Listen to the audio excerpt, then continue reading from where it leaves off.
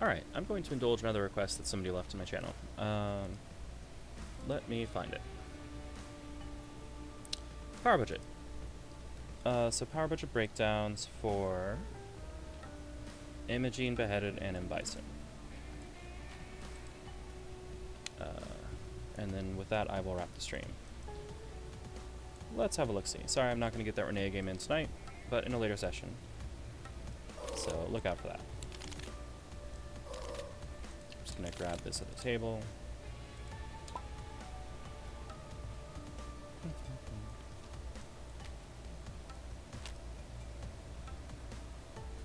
I talked a little about Bison earlier, but not really specifically with an eye to where his power budget lies. Just kind of how I use his cards by default when I'm going through a default line. Okay. Well, first let's talk about my favorite character. Didn't mean to do that. Imogene. Alright, so Imogene is a counterattacker. We should probably start with the character ability because it is a non-trivial location of power budgeting characters. Her ability lets her, before she sets Wild Swing with the top card of her deck, then she may spend a life to add it to her gauge. So basically she gets 2 shots at a Wild Swing. She looks at the first one and goes, do I want this? And if she does, she puts it back. Otherwise she spends a life to add it to her gauge.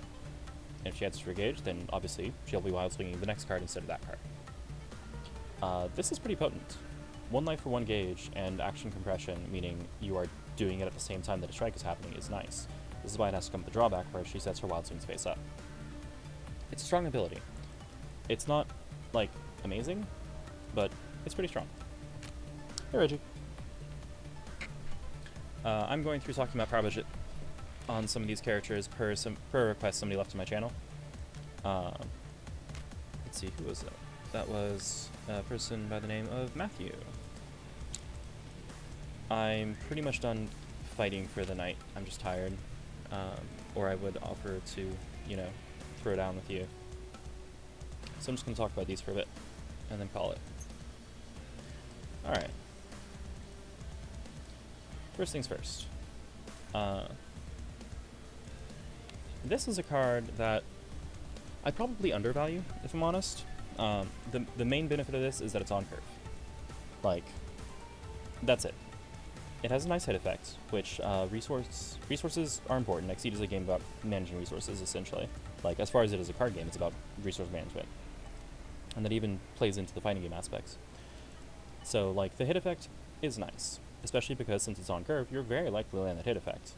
And being an on-curve option at range 2 means it's pretty useful even on defense. Just because, like, defending on curve tends to beat mid-speed options, or at least give you an edge against mid-speed options.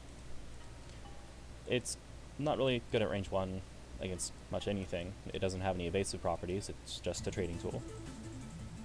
And this transformation, when you set a Wild Swing, it gains hit if you have less life, the opponent gains for life.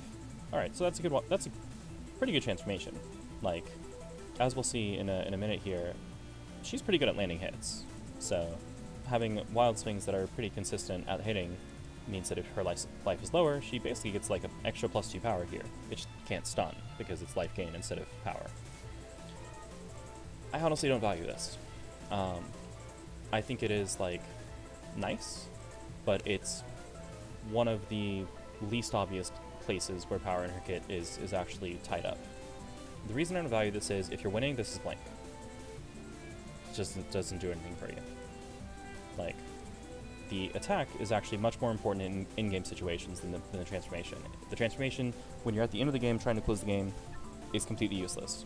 But having an extra on-curve option that does a decent amount of damage is really, really useful. Alright. Martyr Slash. This is not, like, it looks like a trading card, like it's a 6 guard, speed 2, 5 power. And before, if you were hit, you may close 2. That all says, oh, this is a trading card. This is a cross counter. It's basically sweet. But the you may transform a card from your hand means that you can also use this in situations where you're already in close range, you're not trying to chase people down, or where you're going to get hit and you don't care about chasing the opponent down, you just need your transformations. So this is an engine enabler, which means as a tool, it's very, very valuable to her, but in terms of combat potential, in terms of like how much power budget we would say it takes up, it's important, but it's not one of her, it's not how she wins games. Like, this is a consistency tool. It helps keep her from not functioning, because 7th cross characters tend to suffer with the idea of deck order screwing with them.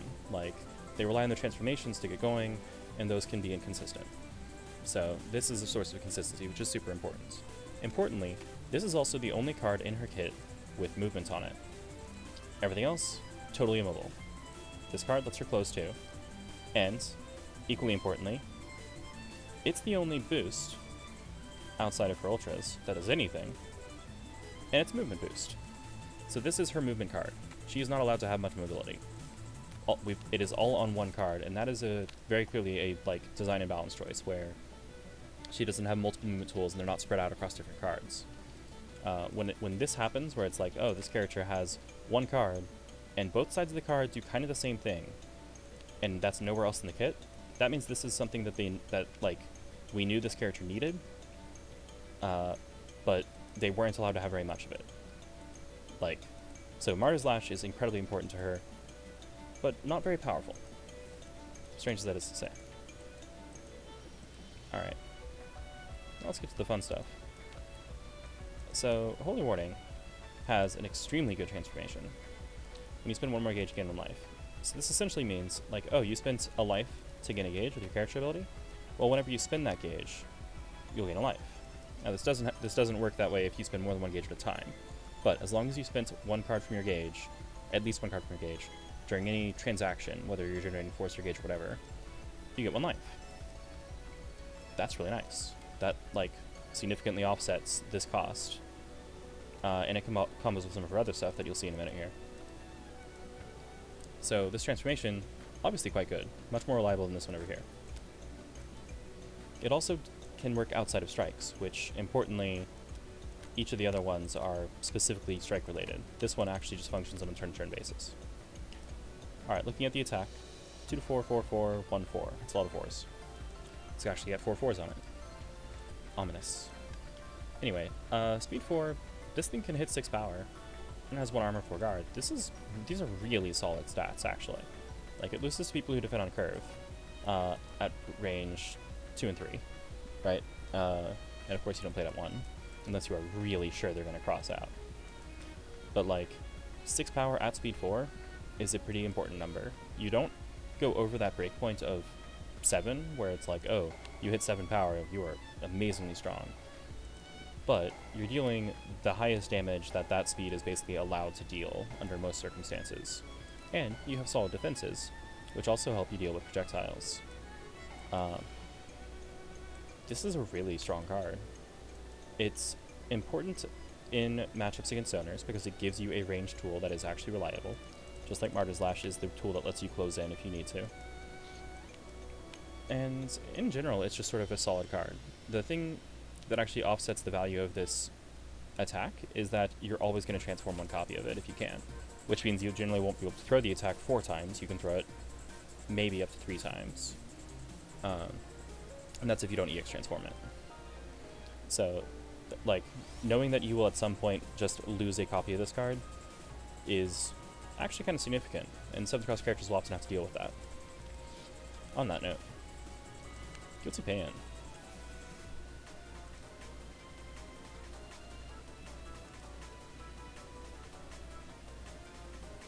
Yep. Guilty Pan is incredibly strong.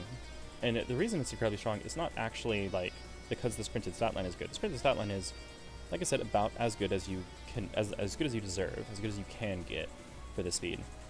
But the reason it's so powerful is because you can EX attack with it.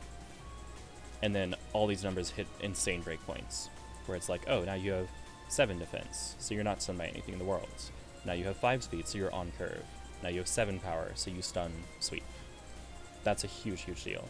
And EXing means that this life expenditure is only happening once instead of each time you play each individual copy, right? Like, if you're spending 3 life each time you do this and you're trading, it's actually pretty bad. But if you're spending 3 life to get 7 power out of it, that's a lot better. So, having 1 copy of this permanently removed means you're probably never throwing the 2nd copy as an attack, because 1 copy is much, much, much worse than any X attack for this card in particular because of how many breakpoints it hits. This transformation. Ooh, that's a good transformation. Your Wild Swings essentially have hit plus 2 power. You have to have gauge to fuel it, but remember, you generate gauge easily, and whenever you spend a gauge, you gain life. So again, this is creating synergy. Maybe I did say that earlier. Well, if not again, then at least for the first time. This is creating a synergy across your transformations that let you evolve as the game goes on to become incredibly powerful, which is common in 7th Cross characters. They don't really start out with all their options unlocked, but they develop them over the course of the game. This transformation, probably actually her strongest transformation. Not my favorite, not the one that I will gun for every single game without exception, but the value of this transformation is enormous. The reason for that is that plus 2 power on Wild Swings means that cards that are right on the edge of hitting breakpoints can rocket above them. Where if you have, you know, well, we'll get to this in a second in a couple other ways, but basically you throw plus 2 power onto something that already has any sort of stat modifier from boost and play, or is already on one of these thin lines of 6 or 5, and you're breaking through defenses like nobody's business, and it's fantastic. This works on offense or defense, and that's where her Exceed ability comes in. Her Exceed ability lets her, removes the drawback of having set things face up, but it doesn't let her choose which thing her Wild Swing is. It just lets her know in advance what it is, without, like, she can't skip past a card like she can on the front side. She also doesn't generate gauge for free anymore, which is actually pretty significant. You need to keep an eye on your gauge generation if you do Exceed. Like, make sure you have some gauge in advance to fuel stuff. So, this, combined with this, means that you are striking on offense with face down card that has plus 2 power and on hit, like, gain a life, basically. That's immense, and even if you're just throwing normals, which, for the most part, don't hit massive breakpoints at close ranges from this effect, you're still trading better than you should, right? Focus with plus 2 power, Grasp with plus 2 power, Assault with plus 2 power. These things still win and lose to the things that they win and lose to. But Grasp with 5 power, trading into Sweep is a lot better than Grasp with 3 power trading into Sweep. So, it makes you more secure in your trading power. I actually consider this her strongest transformation. And it's on an attack that I will happily throw EX once and then never throw again. Alright, this is actually my favorite transformation. Blood Administration. So, and you might notice that I'm talking about the transformations more than the attacks in a lot of these cases. Well, that's how 7th Cross characters work, right? You go, how important is this transformation? And if it's important enough, you care about it more than the attack. So, this one in particular, when you set a Wild Swing, you gain 1 life. Alright, so never mind this thing, where it's like, oh, it kind of sort of offsets that ability. No, this actually offsets the cost. Directly, because you spend 1 to gauge 1, and then you set the replacement, and then you gain that 1 that you spent back, basically. Or if you don't use your character ability, then you're just gaining life every time you Wild Swing, which is excellent, especially for a character who is reasonably aggressive, which I consider Imogene to be aggressive even though she's a counterattacker. Also, when the opponent sets a Wild Swing, your attack is plus 1 power. That's nice. Doesn't sound really crazy until you start seeing what she can use to combo with it. But yeah, like, the fact that setting a Wild Swing gains you a life, offsets the cost of your ability, means that you're getting gauge steadily without paying for it throughout the game. So I want to get this online as fast as possible, because the value that this generates is much, much greater if you get it earlier in the game. That's why I've gone for it as fast as I can. Like, the sooner the better for this one. This is good whenever you get it. This one you also went kind of fast. But this one, my goodness. Alright, so as for the attack is actually pretty amazing, but it has the drawback of being, like, very distinctly sweep-shaped. It's 1 of 3, 6 guards, B2. And opponents who look at your kit are going to be like, I guess I don't want to be standing right next to you, and in particular, I want to, like, play things that are shaped like Cross to just get out of here, where if you initiate at range 2, one thing you have beats Cross, everything else loses to it. Not talking about the Ultras. We're about this later. There's also a decent number of people who are just going to be afraid enough of this that if you initiate, they'll defend with focus or sweep or whatever, and then this attack is complete garbage. At range 2, focus is actually pretty reliable to defend, until I guess there's some things we can talk about later. And this attack just isn't very good. So, it's a good attack. I consider it pretty low on the scale of where her power budget lies in terms of attacks, but the transformation's like right in the middle. Is that about right? Yeah, like it's as an attack, I would say it's even less important than Purifying Chime, because like late game, this card is actually just dead, because it does nothing in in-game situations, right? Where like you have to take the damage and then hit back for it to be worth anything. The transformation I value really, really highly, and more highly the earlier it is, and it's terrific. Like transformation goes over here, like second best transformation, and my personal favorite. So, because of the value of that transformation, I think like the power in her cards is roughly distributed like this. Oh, except then where like this is the most, and then these are like around the same area where this transformation is better, this attack is better. Sorry, this transformation is better than this transformation, this attack is better than this attack. And then these are tools where it's like sometimes you need a fast thing, sometimes you need a cross counter or movement or a consistency tool because you're a transformation character. Alright. Now let's slide all those down because we're about to throw big numbers. Ah, here we go. These are both amazing. Alright, so, Desperate Prayer. I'm going to start with this one. Look at this boost. Look at the top 3 cards of your deck, put them back in any order. You may transform a card from your gauge. Notice that transform a card from gauge effect. It's kind of like, wow, that's tacked on, right? Well, the point of that is, if you're using your character ability consistently, you will eventually put a transform in gauge that you don't want to be there. Like, you want that card, but you had to skip past it because it wasn't good for the situation. So you have a transformation engage. This is that consistency, that type of consistency tool that 7th class characters sometimes need, so that you can take that card out of your gauge and transform it. Very, very important. Looking at the top 3 cards of your deck and reordering them, that's a nice touch. But honestly, that's the secondary effect. The primary effect is to transform a card from your gauge. So it's a consistency tool, which as we've established is important, but not like the most important. What about this attack? Oh man, this is a good attack. The attack's a little bit deceptive. Those who have played against Imogene enough probably realize this often does not get played as an attack, or it gets played as a wild swing, which means that since you wild swing an Ultra, you can choose to invalidate it after reveal. So she can choose to go, oh, this doesn't beat what you played? Alright, I'll skip it and go to the next card. If she does invalidate it, then her attack, which is to say whatever her replacement is, whatever her final valid replacement is, has +3 power. Okay, I was talking earlier about how opponents can safely defend with focus, right? Now they can't. This, especially if she sets it as a wild swing, gives her an incredible amount of potential power. Because it's +3 here, and if this was a wild swing, it's +2 for spinning another card from gauge when she does hit with whatever the replacement is. This is what lets her jump above every conceivable breakpoint in terms of power output, and that's amazingly good. Like, this speed 7 card, sorry, this speed 6 card is only on curve and only does 4 damage. You throw a +3 power on it, and it breaks sweet.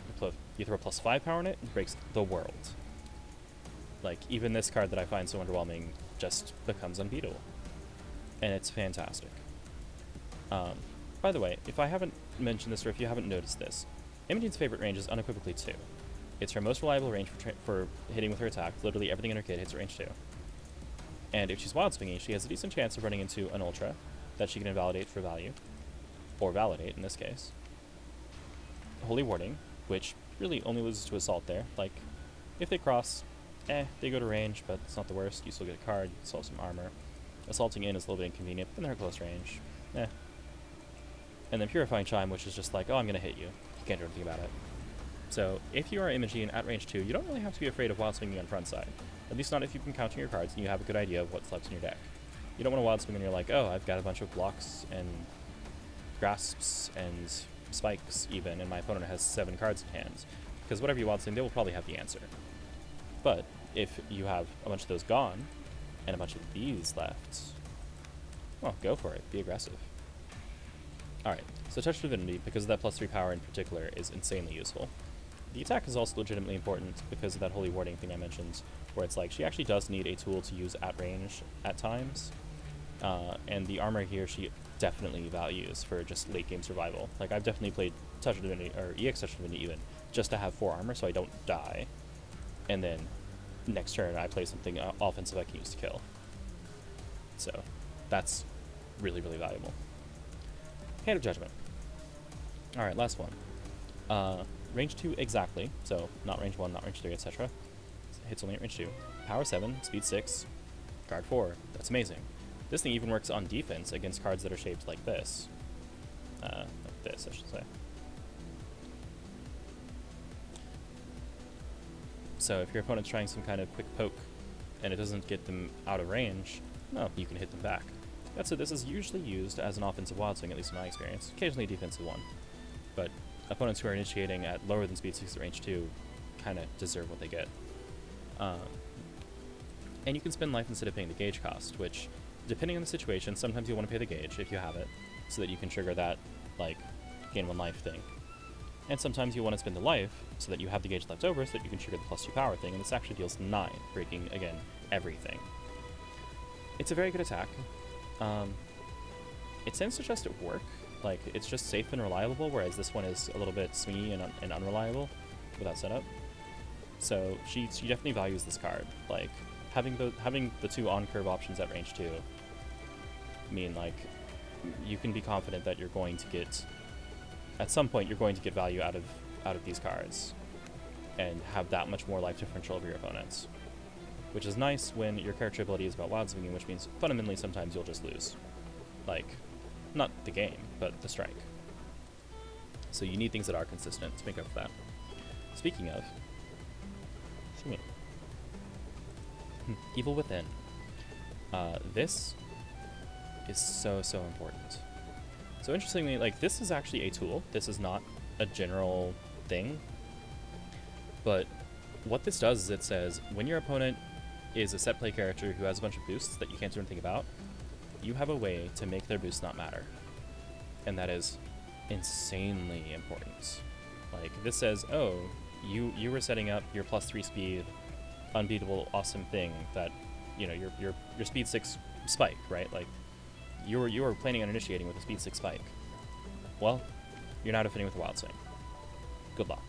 Like, the opponent might still have favored odds, but you can take it from being they guarantee you victory to you have a chance. You diffuse their setup. And if they're setting up a very specific thing, like if they're at range, 6, and it's like, oh, they only have 1 projectile in their kit, they probably have it in their hands. Make them wild swing. Waste their setup. Do something that'll let you get in. Play dive or assault or whatever. And then gain advantage, so that you have the next turn after you do whatever it is that you needed to do. This is an amazingly important boost.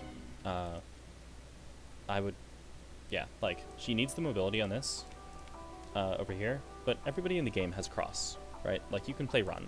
You can spend force to move. She gets enough force. Like, that's not a problem. Defensive characters who can get overwhelmed by opponents who boost a bunch of stats need to have something weird, as Andrel put it in his video from the level up your game thing. This is that something weird. This says I'll spend a bunch of resources and this really valuable consistent card to make the next strike one where I actually have a chance of winning. Also, note that since the opponent is defending with a wild swing, if this is in play, you also have +1 power. And if you happen to be initiating with wild swing, maybe you have +3 power total. Or, maybe you have +6 if you manage to line all these bonuses up. That's a bit of a best case scenario, so don't expect it. But, like, you do want to have the +1 power when using Evil Within, if at all possible. So yeah, that's my Imogene talk. I line them up as you see, right? Touch Divinity, incredibly important. Like, not all, but like a ton of power budget resides in these 2 cards. She has really, really important boosts on them. really, really valuable attacks or effects in this case. And then she has this transformation, which is on attack that is valuable and consistent, but not amazing. Like, she'll probably throw EX Guilty Pan once and then never play it otherwise. But it's an incredibly good transformation. And then these are consistent tools. There we go. As transformations. Or less consistent, but still, like, not bad attacks. Like, I put the attacks like this, and I put the transformations like this.